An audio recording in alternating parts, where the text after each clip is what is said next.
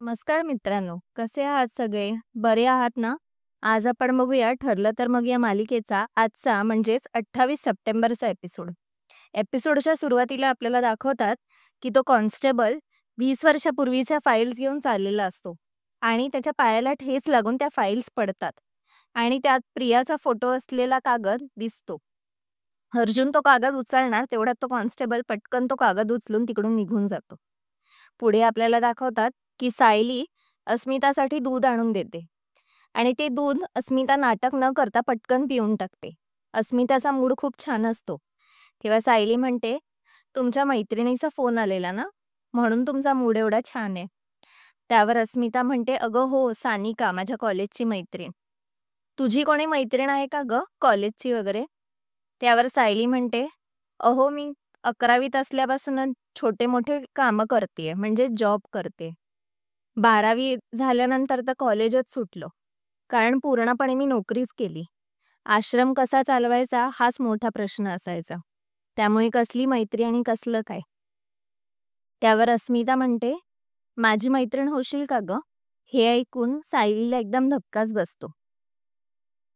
इकडे आपण बघतो की नागराज नाश्ता करत बसलेला असतो. तिथे प्रिया येते.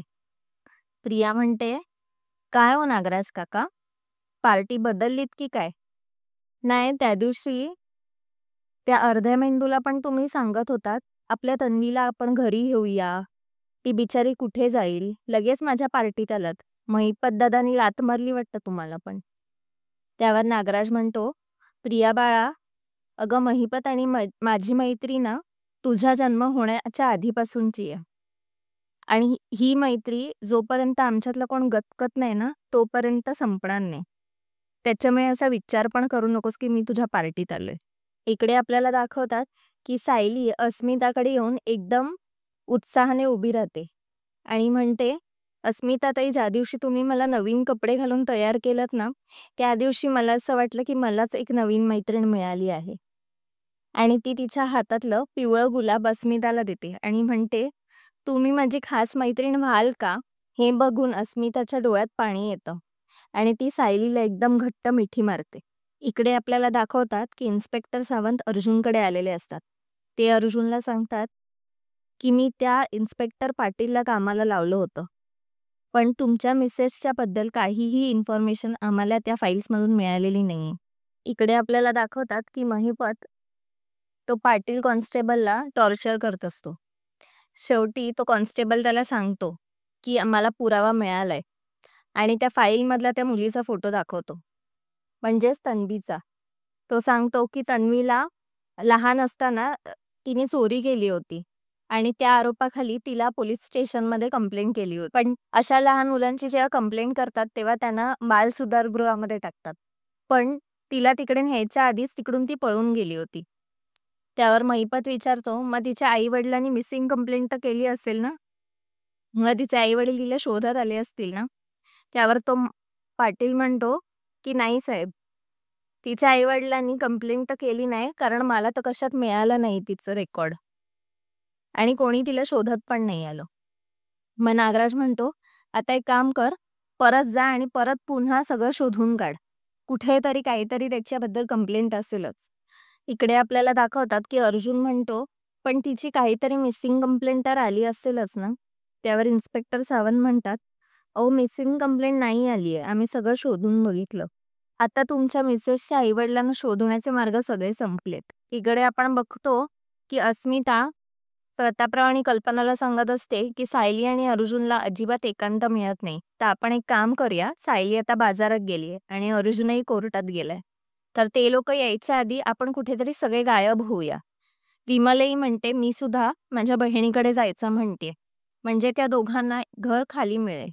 इकडे तन्वी नागराजच्या खोलीत येते. नागराजला म्हणते, तुमचा दोघांचा नक्की काय प्लॅन आहे आणि तुम्ही काय करणार आहात? त्यावर नागराज तिला सगळं सांगतो की कसा अर्जुन तिच्या खऱ्या आईवडिलांपर्यंत पोचतोय, म्हणजेच सायलीच्या. पण नागराजने तन्वीचा फोटो लावल्यामुळे अर्जुन तन्वीच्या खऱ्या आईवडिलांपर्यंत पोचेल. आता तन्वीच्या लक्षात येतं की महिपत आणि नागराज तिचं नाकतोंड बंद करायला तुललेत. कारण जर तिचे खरे आईवडील सापडले तर हे सिद्ध होईल की सायली हीच खरी तन्वी आहे. म्हणून ती विचार करते की अर्जुन ह्या सगळ्या गोष्टींपर्यंत पोहोचायच्या आधी मला जी गाठोडी ठेवली आहे त्याचा बंदोबस्त करायला हवा. एक गाठोडं महिपतकडे आणि एक अन्नपूर्णा निवासमध्ये.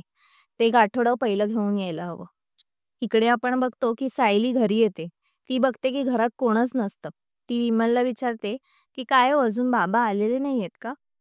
त्यावर विमल सांगते की "अहो, सगळे अस्मिताताईंच्या घरी गेलेत. अचानक त्यांचा प्लॅन ठरला. आणि मी सुद्धा खूप दिवसांनी म्हणते की माझ्या बहिणीकडे जाऊ. मी पण तिकडे जाऊन येते पटकन." सायली म्हणते, "असं अचानक कसे सगळे निघालेत? कमाल आहे बाबा." इकडे नागराज तन्वीला विचारतो, "कसला विचार करत बसलीयस?" "हां, अर्जुन समोर गयावया कसा करायचा आणि त्याच्या पाया कसा पडायचा ह्याचा विचार करतेयस ना? तसं तू एक काम करू शकतेस. आता अन्नपूर्णा निवासमध्ये कोणच नाहीये. तू जाऊ शकतेस अर्जुनलाही भेटायला." तन्वी विचार करते, "अन्नपूर्णा निवासमध्ये आत्ता कोणच नाहीये. मग महिपतच्या घरून गाठोडं चोरी करण्यापेक्षा जास्त सोपं सायलीचं गाठोडं चोरणं आहे ते. मी एक काम करते, आत्ताच अन्नपूर्णा निवासमध्ये जाऊन ते गाठोडं घेऊन येते." मित्रांनो, आजचा भाग इथेच संपला. पुढील भागात आपल्याला दाखवतात की सायली अर्जुनला म्हणते की माझं गाठोडं जर शोधायचं असेल तर त्याच्यासाठी एक मार्ग आहे आणि ती अर्जुनच्या कानात कुजबुजते. अर्जुन फोनवर तन्वीला सांगतो की मला माहिती आहे सायलीचं गाठोडं तू कुठे लपवलंयस ते. आणि पुढे आपल्याला दाखवतात की तन्वी अन्नपूर्णा निवासमध्ये ते गाठोडं शोधायला येते तिच्या खोलीत, पण तिला काही ते सापडत नाही. आणि हे शोधकाम करत असताना तिच्या हातून एक फुलाचा पॉट पडतो आणि आवाज होतो खूप. आणि तिच्या लक्षात येतं की आता जर ती बाहेर पडली खोलीच्या तर कोणतरी तिला पॅसेजमध्ये बघेल. मित्रांनो, आजचा भाग तुम्हाला कसा वाटला हे कॉमेंट्समध्ये नक्की कळवा. आपण भेटूया पुढच्या भागात. तोपर्यंत बघत राहा ठरलं तर मग. आणि व्हिडिओला लाईक, शेअर आणि सबस्क्राईब करायला विसरू नका. बाय.